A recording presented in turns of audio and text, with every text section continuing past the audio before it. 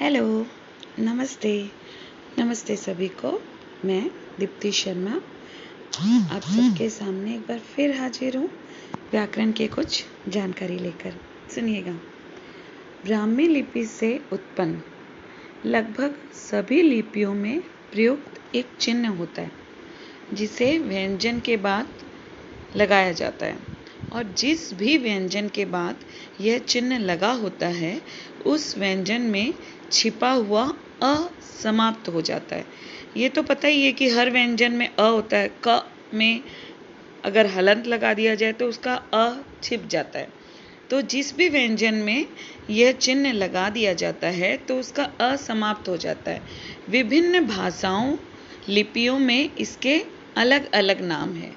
देवनागरी लिपि जिसमें हिंदी लिखी जाती है उसमें इसे हलंत कहा जाता है, जबकि मलयालम में चंद्रकला कहते हैं। पाणिनि ने व्यंजनों की ध्वनि के लिए जो तकनीकी शब्द प्रयोग किए थे वह है हल। जहाँ व्यंजन की ध्वनि समाप्त होती है वह है हलंत। इसे संस्कृत में विराम भी कहते हैं। हलंत का अर्थ यह है कि जिस अक्षर के साथ भी यह यू प्रयोग में आता है उसकी ध्वनि में कोई भी स्वर सन्निहित नहीं रहता है। जब किसी शब्द को आधा दर्शाना हो तब हलंत लगाया जाता है। जैसे हलंत किसी वर्ण के आधे होने का एक सूचक चिन्ह होता है जो उस वर्ण के नीचे लगाया जाता है।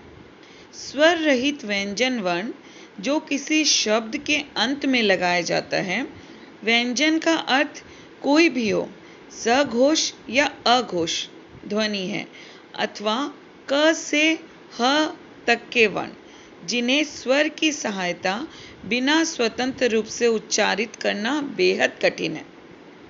जो वर्ण किसी दूसरे वर्ण की सहायता के बिना सहज में उच्चरित न हो उसे व्यंजन वर्ण या हलंत कहते हैं, जो उसके नीचे लगाया जाता है।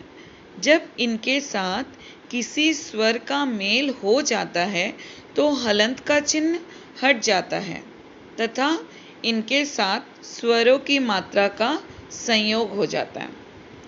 जैसे कि वह चिन्ह जो शुद्ध व्यंजन को व्यक्त करने के लिए लगाया जाए।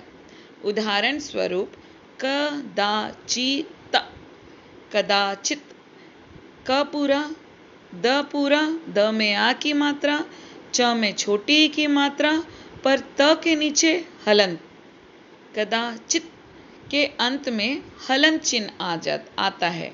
त में हलंत का चिन्ह आता है। हलंत व्यंजन के अंत में आया है। शब्द हलंत शब्द हल और अंत इन दो शब्दों से मिलकर बना है। संस्कृत भाषा में हल को व्यंजन के नाम से भी जाना जाता है।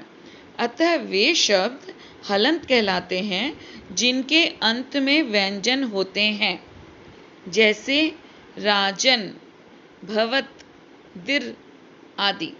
इन शब्दों के अंत में क्रमशः न, त, श व्यंजन है, अतः ये हलंत शब्द हैं। अर्थ उदाहरण वह है चिन्ह जो शुद्ध व्यंजन को व्यक्त करने के लिए लगाया जाए। धन्यवाद।